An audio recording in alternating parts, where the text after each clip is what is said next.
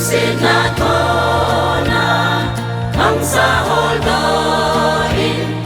kam latamol sum dam ageta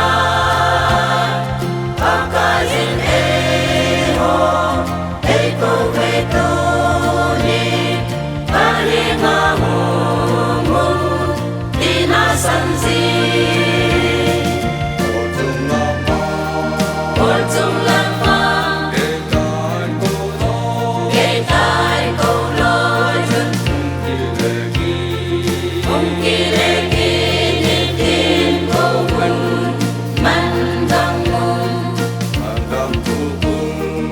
Andam pukul sumalulod yang moy nozi susisin akikata amang sa Jesu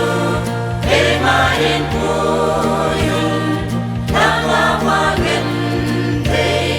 lungleng baite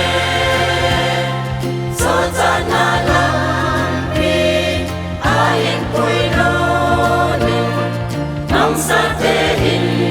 na lampihilu Orjong lamang Ketay kolod Kung kilegi Nikin kukun Mandang mo Andam pukul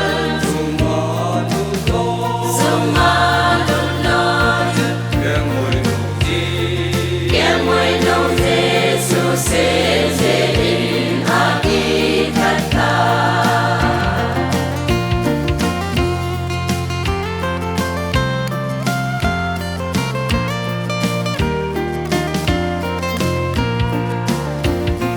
yung sinatang lo